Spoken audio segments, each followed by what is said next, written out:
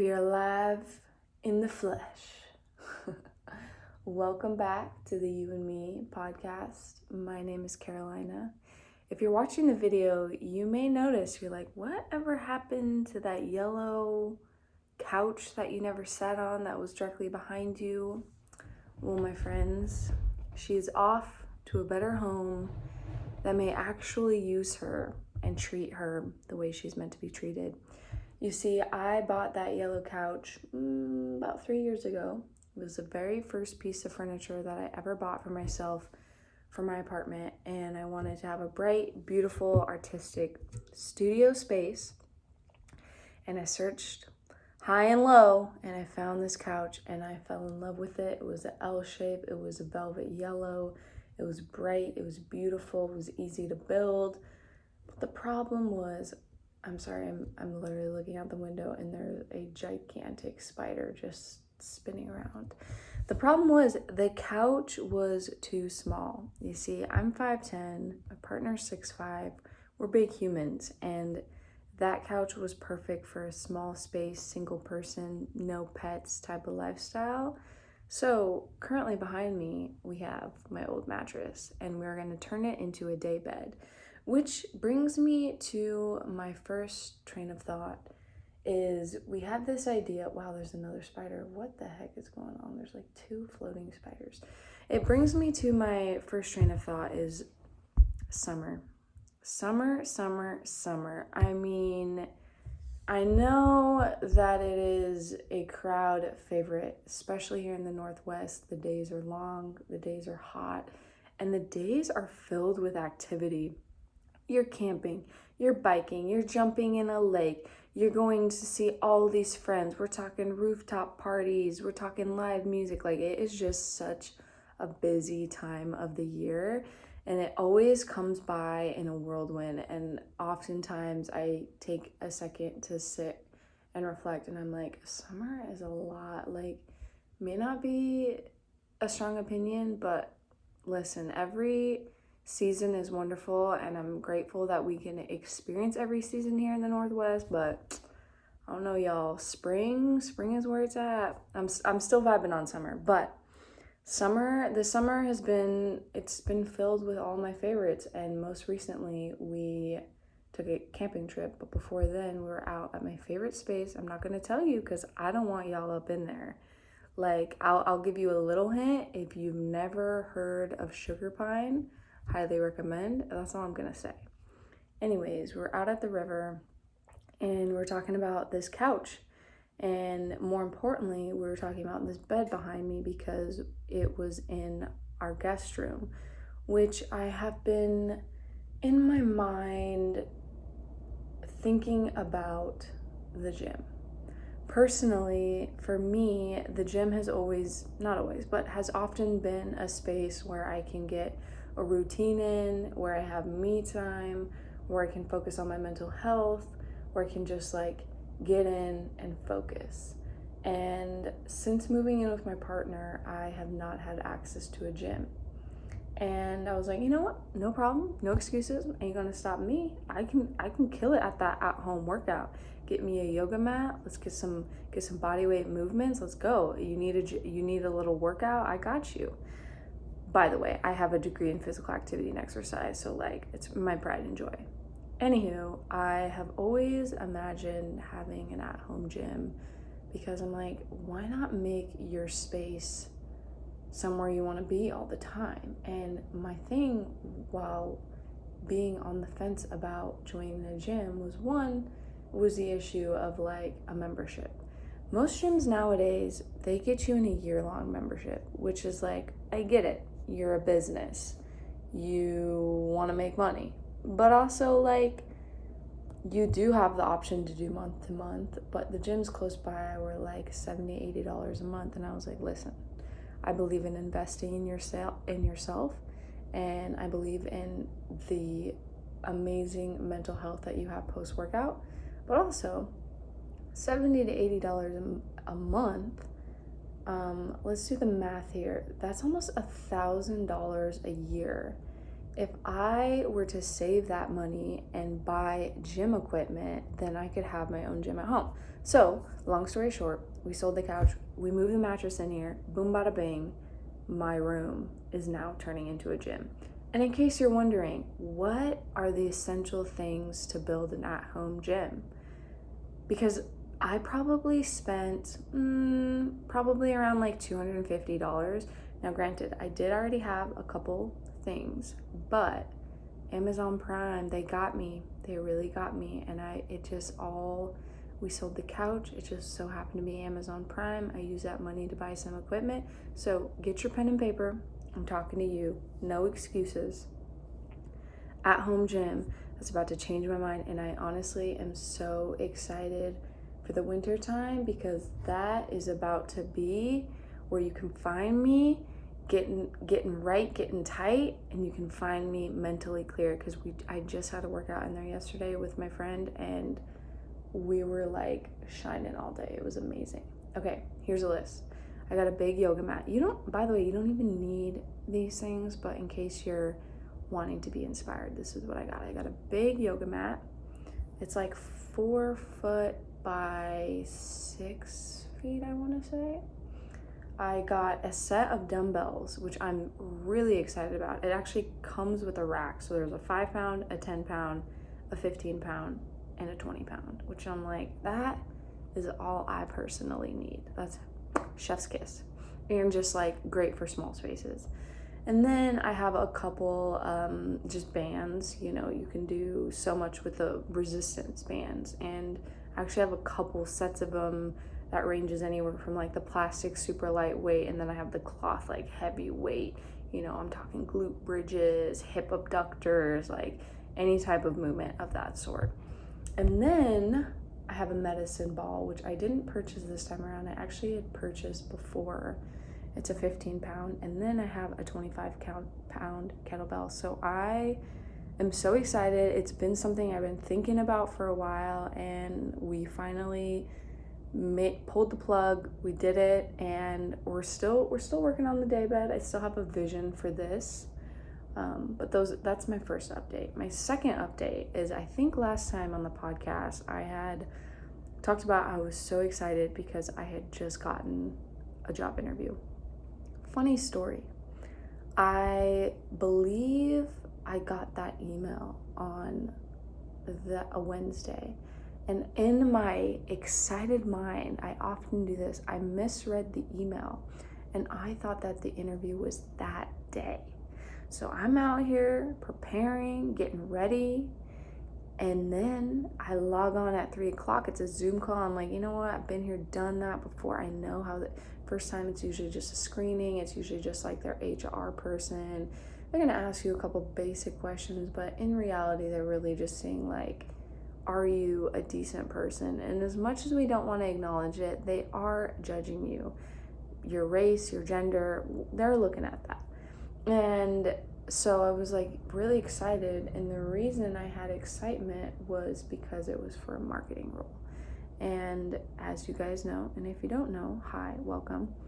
I am in the journey of figuring out what the heck my life purpose is. What am I doing on this planet? Besides, yes, living a great life, but also so much of our life is spent working and in a career. And I feel like so many of us are miserable, stuck in a career, whether we're not getting paid enough, we work too many hours, we don't like our coworkers, our boss doesn't communicate well, whatever your reason is, we're all in it. And funny enough, I log on and I realize that the interview was the following Wednesday, which, let's say, rather early than late, right? Point 1. Point 2, it gave me a lot of time to prepare. And if you're wondering how to prepare for an interview, I think there's so much information out there that's probably like, duh, but I'm gonna drop a couple gems. One, obviously, read the description several times of the job, really get those keywords, and really ask yourself, why do you want to work for the company? Oftentimes when we're preparing for an interview, we're usually in the place of like, I really need this job, I really want this job, you should hire me, which is great. You want to have a sense of being enthusiastic, but I think so often are we in interview and are you actually asking yourself, like, do you want to work for this person? Do you like this person's vibe? Like, what kind of energy is this person giving you? Do you see or feel any red flags? Those are all really important things that oftentimes in the interview, you're nailing down all of your past experiences and you're relating it as why you're the best person for the job, and you're really trying to like show up and really working to prove to them that, hey, I'm the best candidate and here's why. But also just a reminder, like, you are valuable and not every job is going to be the right fit, and asking yourself if those are the people that you want to work for, because often we don't think that way. We're just like, I hope I get it. And then if we get it, it's like, oh, it's a celebration, and then you're in it and you're like, oh, maybe I don't really like. And as superficial as this is, I remember hearing before, like, when you're in an interview, like, take note of like what the person's wearing. And I'm gonna keep it real. I had an interview one time and it was super casual, and I remember the girl was like sitting crisscross applesauce, and she had like, and I know this has happened to us, when your jeans start to like rub because it's your favorite pair of jeans, and girl, you've been working and then boom, they blow out. And she had holes in her jeans, and I remember thinking to myself, like, okay, a couple things, right? On one hand, you could just be like, maybe she doesn't know about it, and like, it's not that big of a deal, right? It's surface. If there's so many other green flags of the job, you go for it. But on another level, it's like, yeah, is this job not affording you the ability to go get new pants? Because if that's the case, do I want to work for that job? Or is this job making you work so many dang hours that all of your pants look like this? Like, these are things that oftentimes we're not talking about, and we should be.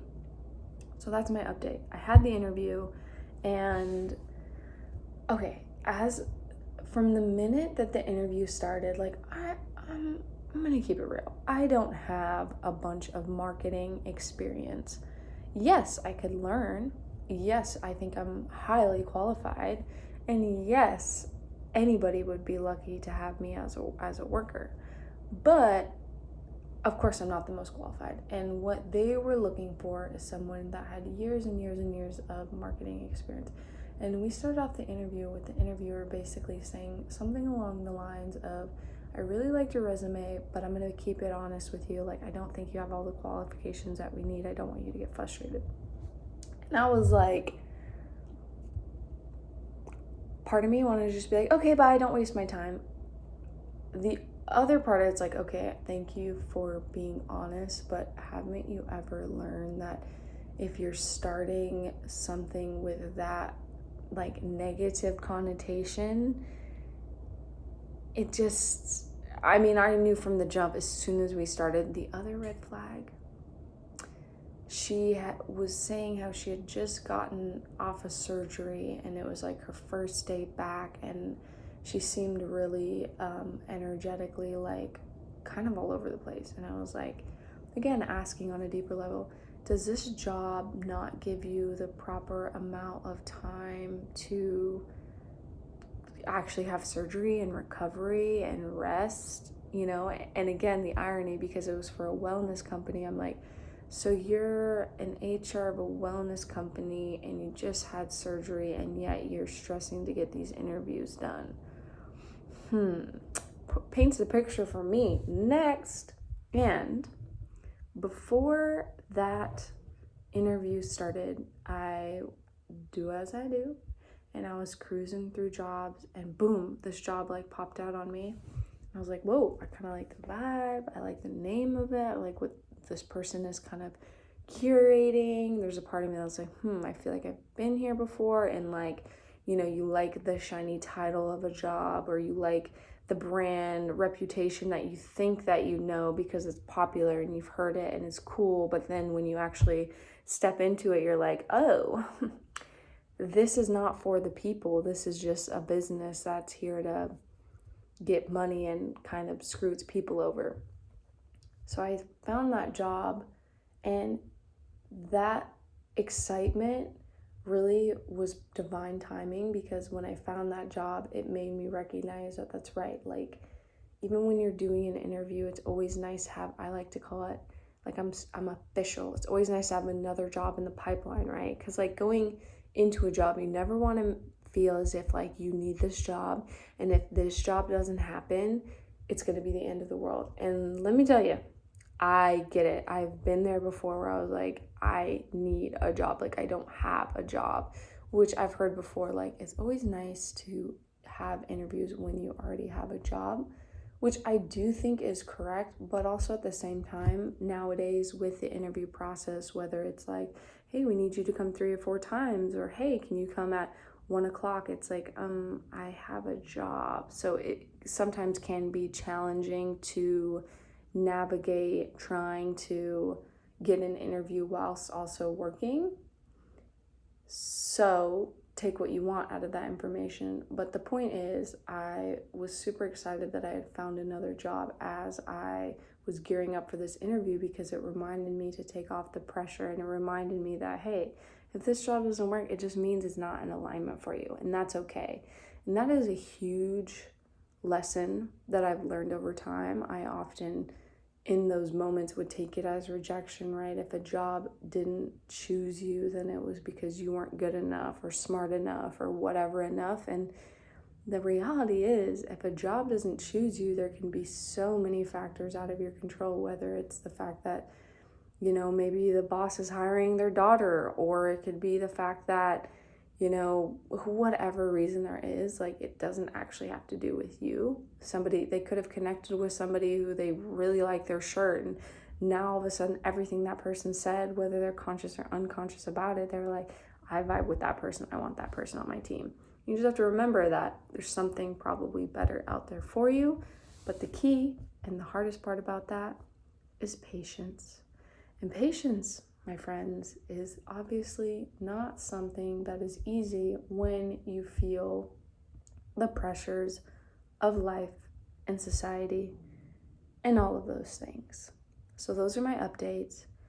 And what I really wanted to dive in, or like what the theme that I wanted, is this idea of, oftentimes we are striving to find a job, and in the midst of doing that, we can sometimes lose ourselves. Today I was thinking, I had the day off today, and I love going into the weekend with to-do lists. I'm like, okay, I'm gonna clean the car today, I'm gonna vacuum, I'm gonna meal prep, I'm gonna do this, that. And I so easily will find myself like knocking out chores like it's nobody's business. I'm like cleaning the house, doing the laundry, you know, cleaning out the fridge, meal prepping, like all the things that, don't get me wrong, I personally do enjoy doing. And I also feel like when those things are done, like my foundation is done, and I'm like, okay, now what? Now let's crack into having fun or doing hobbies or meeting up with friends or whatever it is.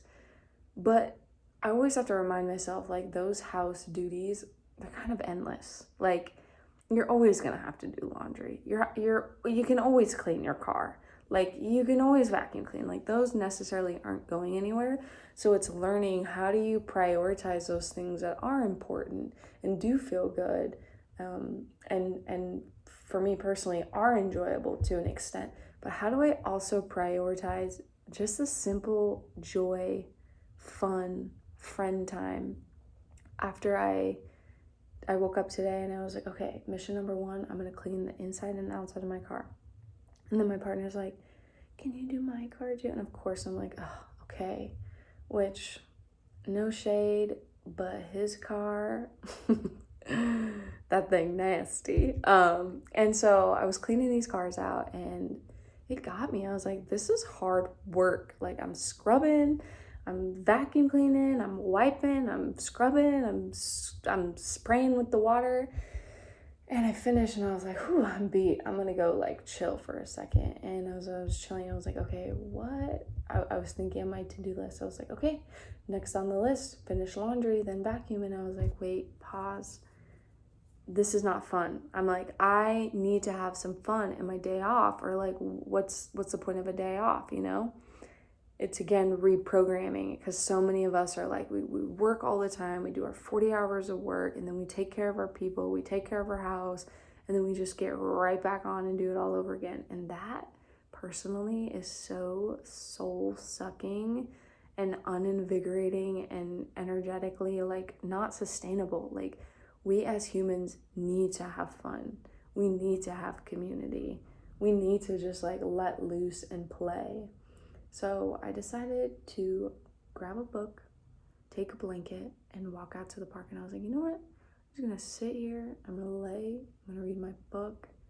And of course, like when I got there initially, I was like, ugh, like, you know, it always takes me a second to like get into a book, because I'm usually like, oh, my eyes. It's like that inner kid in me is like, I don't want to read. And then of course, as I progress in the words, I'm like, oh, this is amazing. These words are inspiring me, and I'm learning, and it just feels good to be reading something. And I'm outside like looking at the trees, and I'm perfectly shaded, and the ground feels really good on my back.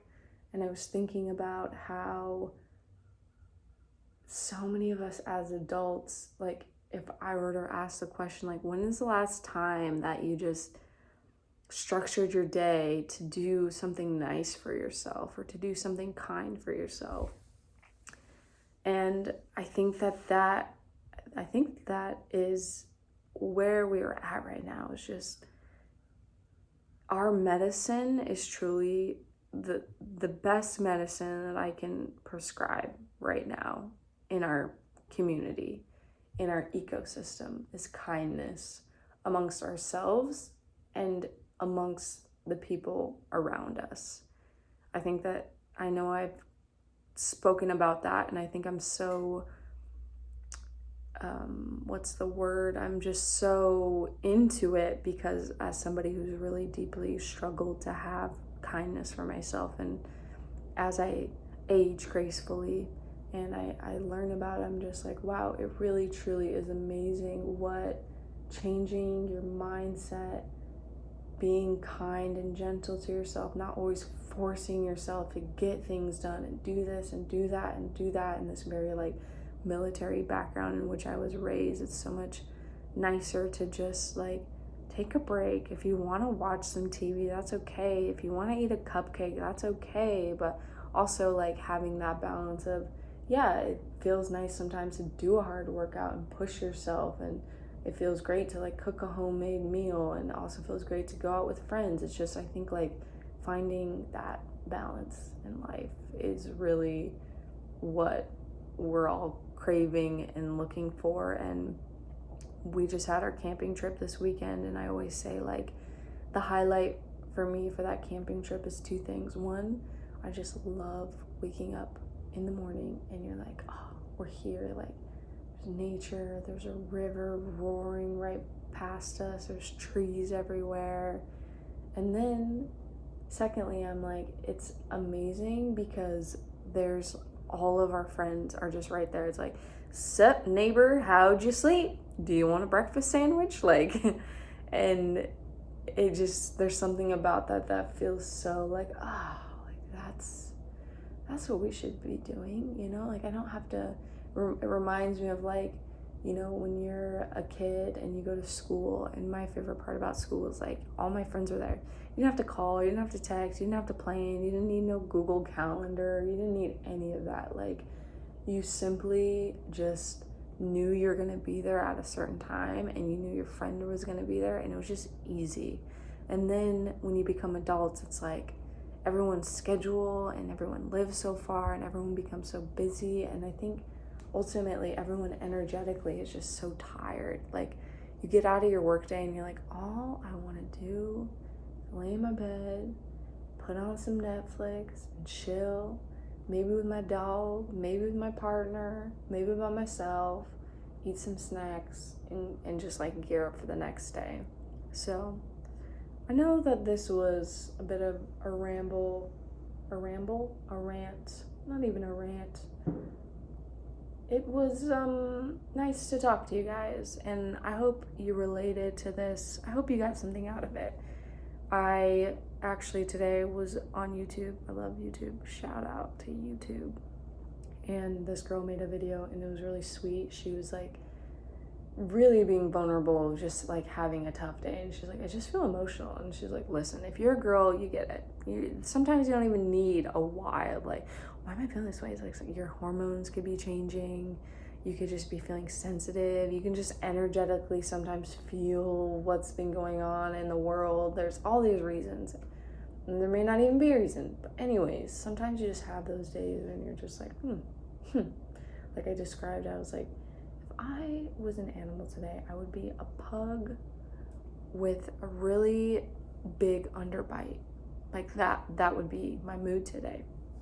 And I was really inspired, I don't know if the word, but really related to her video. And I really enjoyed that she was like giving tips on how she gets out of the rut. And it was just simple. It was like, yo, take a shower, reach out to a friend, like go do something that you enjoy, like cook a meal. And when you think about it, these are all things that are like nourishing on a soul level, right? Like they may not be the most productive or monetary value, but like those simple things of like going for a walk or going for a shower, which I know depending where you're at mentally could feel like really challenging things to try to go do. Or you could logically be like, yeah, I know it's gonna make me feel better, but I don't want to.